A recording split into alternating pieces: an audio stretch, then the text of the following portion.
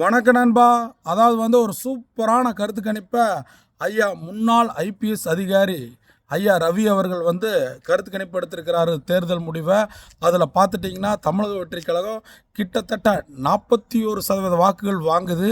அதே மாதிரி 121 இடங்களை தமிழக வெற்றி கழகம் ஜெயிக்குது. இதுதான் நிதர்சனமான உண்மை. அதாவது இவங்க இந்த மீடியாவையுமே பத்திரிகையாளரையும் வச்சு பொய்யான அவதூறு வரப்பிட்டிருக்கிறாங்க.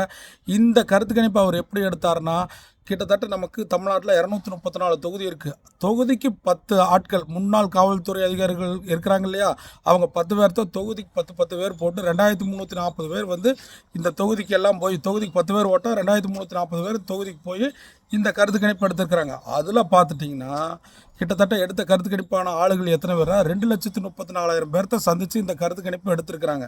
எடுத்ததில் பார்த்திங்கன்னா 41% வாக்கு தமிழக வெற்றி கழகம் வாங்குது.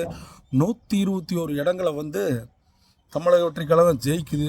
ஆனால் இதை கூட பொறுத்துக்க முடியாமல் அவதூறையும் அதையும் கட்டுக்கதையும் அவுத்து விட்டு மக்கள்கிட்ட பொய்யான பிம்பத்தை திமுக தான் ஆட்சி செய்யுதுன்னு சொல்லி சொல்கிறாங்க. யாரும் செய்ய முடியாது. ஒன் மேன் ஆர்மி தளபதி விஜயனோட அலை ஓடி இருக்குது.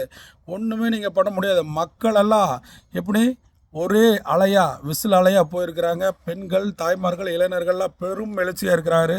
ஐயா ரொம்ப நன்றி ஐயா. உண்மையான விஷயத்தை நடுநிலையான விஷயத்தை மக்களுக்கு காட்டுறீங்களே பெரிய விஷயம். ஆனால் இங்கே இருக்கிற பத்திரிகையாளர்கள் மீடியாவில் என்ன பண்ணுறாங்க, பொய்யான பிம்பத்தை மக்கள்கிட்ட கட்டமைக்கிறாங்க. மக்களே ஓட்டு போட்டு என்ன நினைக்கிறாங்கன்னா, நான் அண்ணன் ஜெயிச்சிருவார், அண்ணன் ஜெயிச்சிருவார். அண்ணன் ஜெயிச்சாச்சு, ஜெயிப்பார். மே 4 அந்த பொட்டி ஓப்பன் பண்ணுறப்போ விசில் சத்தம் விண்ணை பிளக்கும். பெருவாரியான தொகுதியில் ஜெயிச்சு அதிகமான இடங்களில் ஜெயிச்சு அண்ணா ஆட்சி அமைப்பார். புரிஞ்சுதுங்களா? அதனால் ஒன்றும் கவலைப்படாதீங்க. ஒரு நாள் தான், திங்கக்கிழமை காலையில் 8 மணிக்கு தபால் ஓட்டு என்றப்பவே கதறுன்னு கதறுவாங்க. விண்ணை பிளக்கும் வெற்றி காத்துட்ருக்கிற நாள் ரொம்ப மெதுவாக போகுது. இருந்தாலும் ஒரு மாதிரி இன்ட்ரெஸ்டிங்காக இருக்குது. சந்திப்போம் மே 4.